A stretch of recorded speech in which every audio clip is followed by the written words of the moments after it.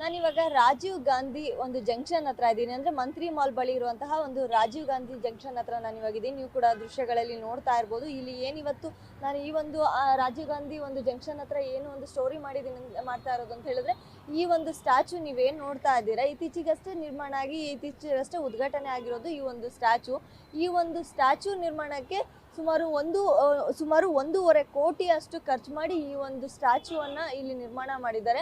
ನೀವು ಕೂಡ ದೃಶ್ಯಗಳಲ್ಲಿ ನೋಡ್ತಾ ಇರ್ಬೋದು. ಈಗಷ್ಟೇ ಈ ಒಂದು ಸ್ಟ್ಯಾಚುವನ್ನು ಅಂದರೆ BBMP ಕಡೆಯಿಂದ ಈ ಒಂದು ಸ್ಟ್ಯಾಚು ನಿರ್ಮಾಣ ಆಗಿದೆ. ಹಾಗೆ ಒಂದು DCM ಮತ್ತು CM ಬಂದು ಇನಾಗ್ರೇಷನ್ ಕೂಡ ಅವರೇ ಮಾಡಿದ್ದಾರೆ. ಈ ಒಂದು ಸ್ಟ್ಯಾಚುವಿಗೆ ನಿರ್ಮಾಣ ಮಾಡಿರುವಂಥ ಜಾಗ ಇಲ್ಲಿ ನೀವೇನು ದೃಶ್ಯಗಳಲ್ಲಿ ಇಲ್ಲಿ ಜನ ಕಾದು ಕುಳಿತಿರುವಂತಹ ದೃಶ್ಯಗಳಲ್ಲಿ ನೋಡ್ತಾ ಇದ್ದೀರಾ. ಈ ಒಂದು ಜಾಗ ಬಂದು ಇಲ್ಲಿ ಮುಂಚೆ ಒಂದು ಬಸ್ ಸ್ಟಾಪ್ ಇತ್ತು. ಈ ಒಂದು ಜಾಗದಲ್ಲಿ ಮುಂಚೆ ಇದ್ದ ಬಸ್ ಸ್ಟಾಪ್ ಅನ್ನ ಹೊಡೆದಾಕಿ ಸೊ ಇವಾಗ ಈ ಒಂದು ರಾಜೀವ್ ಗಾಂಧಿ ಜಂಕ್ಷನ್ ಅನ್ನ ಈ ಒಂದು ಜಾಗದಲ್ಲಿ ಮಾಡಿದ್ದಾರೆ. ಸೊ ಮುಂಚೆ ಇದ್ದಾಗ ಇಲ್ಲಿ ಒಂದು ಮೇಲ್ಚಾವಣಿ ಎಲ್ಲ ಇತ್ತು, ಇಲ್ಲಿ ಒಂದು ಬಸ್ ಸ್ಟಾಪ್ ಇತ್ತು. ಅಂದ್ರೆ ಜನಗಳು ಕಾದು ಕುಳಿತುಕೊಂಡ್ರೆ ಇರ್ಬೋದು, ಒಂದು ಬಿಸಿಲು ಮಳೆ ಬಂದ್ರೆ ಒಂದು ತಡೆಯೋ ಅಂತಹ ಒಂದು ಸೌಕರ್ಯ ಇಲ್ಲಿ ಮುಂಚೆ ಇತ್ತು. ಆದ್ರೆ ಈ ಒಂದು ಜಾಗದಲ್ಲಿರುವ ಬಸ್ ಸ್ಟಾಪ್ ಅನ್ನ ಹೊಡೆದು ಇವಾಗ ಒಂದು ರಾಜೀವ್ ಗಾಂಧಿ ಜಂಕ್ಷನ್ ಮಾಡಿರೋದ್ರಿಂದ ಇಲ್ಲಿ ಬಸ್ ಸ್ಟಾಪ್ ಅಂದರೆ ಪ್ರತಿ ಮುಂಚೆ ಎಲ್ಲ ಯಾವ ರೀತಿ ಇತ್ತು ಅದೇ ರೀತಿ ಇಲ್ಲಿ ಬಸ್ಗಳು ಬರ್ತಾ ಇರುತ್ತೆ. ಜನ ಕೂಡ ಇಲ್ಲಿ ಕಾದು ಕುಳಿತುಕೋತಾ ಇರ್ತಾರೆ, ಹೋಗ್ತಾ ಇರ್ತಾರೆ. ಯಾಕಂದರೆ ಇದು ಒಂದು ಲ್ಯಾಂಡ್ ಮಾರ್ಕು. ಮಂತ್ರಿ ಮಾಲಿಗೆ ಬರೋವಂಥ ಎಷ್ಟೋ ಜನ ಇರ್ಬೋದು ಇಲ್ಲಿ ಬಂದು ಬಸ್ನ ಹತ್ತಬೇಕು. ಸೊ ಹಂಗಾಗಿ ಇಲ್ಲಿ ಎಷ್ಟೋ ಜನ ಬಂದು ಕೂತ್ಕೋತಾರೆ. ಮತ್ತು ಇಲ್ಲಿ ಏನಂತ ಹೇಳಿದ್ರೆ ಸಾಕಷ್ಟು ಜನ ಕೂತ್ಕೊಂಡು ಒಂದು ಕಡೆ ಬಿಸಿಲಿಂದ ಕೂಡ ಇಲ್ಲಿ ಒಂದು ಬಿಸಿಲು ತಾಪ ಜಾಸ್ತಿ ಇರುತ್ತೆ, ಆದರೂ ಕೂಡ ಇದೇ ಒಂದು ಬಿಸಿಲಲ್ಲಿ ಕೂತ್ಕೋಬೋದು. ಯಾಕಂದರೆ ಬಸ್ಸು ಈ ಕಡೆನೇ ಸ್ಟಾಪ್ ಆಗೋದ್ರಿಂದ ಸೊ ಜನ ಇಲ್ಲೇ ಕೂತ್ಕೋಬೇಕು. ಜೊತೆಗೆ ಇಲ್ಲಿ ಮಳೆ ಬಂದ್ರೂ ಕೂಡ ಒಂದು ನೆನೆಯೋ ಪರಿಸ್ಥಿತಿಲಿ ಜನ ಇಲ್ಲಿ ಕೂತ್ಕೋತಾ ಇದ್ದಾರೆ. ಎಷ್ಟೇ ಮಳೆ ಇರಲಿ, ಎಷ್ಟೇ ಬಿಸಿಲಿರಲಿ, ಆದರೂ ಕೂಡ ಇಲ್ಲಿ ಜನ ಬಸ್ಗಾಗಿ ಕಾದು ಕೂತ್ಕೋಬೇಕು. ಅಂದರೆ ಜನರ ಒಂದು ಆಕ್ರೋಶ ಏನಾಗ್ತಾ ಇದೆ ಅಂತ ಹೇಳಿದ್ರೆ, ಇವಾಗ ಇಲ್ಲಿ ಇಷ್ಟೆಲ್ಲ ದುಡ್ಡು ಖರ್ಚು ಮಾಡಿ ಒಂದು ರಾಜೀವ್ ಗಾಂಧಿ ಒಂದು ಜಂಕ್ಷನ್ ಒಂದು ಸ್ಟ್ಯಾಚುವನ್ನು ನಿರ್ಮಾಣ ಮಾಡಿದ್ದಾರೆ.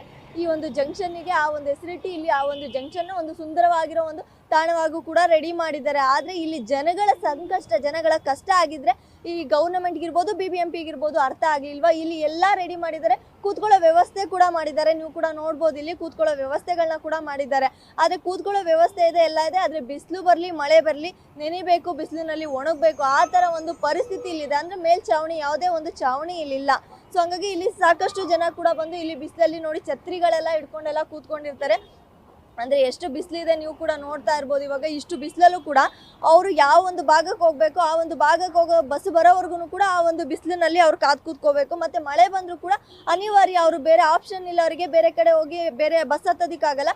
ಸೊ ಇದೇ ಒಂದು ಜಾಗದಲ್ಲಿ ಅವ್ರು ಬಸ್ ಹತ್ತಬೇಕಾಗಿರುತ್ತೆ. ಹಾಗಾಗಿ ಇದೇ ಒಂದು ಜಾಗದಲ್ಲಿ ಅವ್ರು ಬಂದು ಕಾದು ಕುಳಿತು ಆ ನಂತರ ಅವರು ಬಸ್ ಹತ್ತಿ ಹೋಗಬೇಕು. ಬಿಸಿಲು ಬರಲಿ ಮಳೆ ಬರಲಿ ಏನೇ ಬರಲಿ ಅವ್ರು ಬಸ್ ಇಲ್ಲೇ ವೆಯ್ಟ್ ಮಾಡಬೇಕಾಗಿದೆ. ಅಂದರೆ ಜನ ಹೇಳ್ತಾ ಇರೋದು ಇಷ್ಟು ದೊಡ್ಡ ಒಂದು ಸ್ಟ್ಯಾಚು ನಿರ್ಮಾಣ ಆಗಿದೆ. ಕೋಟ್ಯಾಂತರ ರೂಪಾಯಿ ವೆಚ್ಚದಲ್ಲಿ ಈ ಒಂದು ಜಾಗವನ್ನು ಒಂದು ಸುಂದರ ತಾಣವಾಗಿ ಮಾಡಿದ್ದಾರೆ.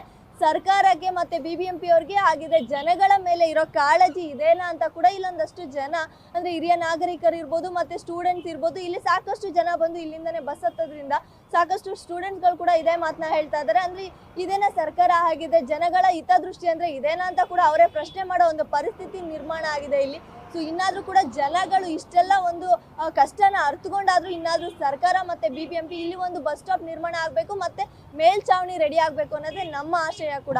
ಕ್ಯಾಮ್ರಾ ಪರ್ಸನ್ ರುದ್ರೇಶ್ ಜೊತೆ ಪಲ್ಲವಿ, ನ್ಯೂಸ್ 1 ಕರ್ನಾಟಕ, ಬೆಂಗಳೂರು.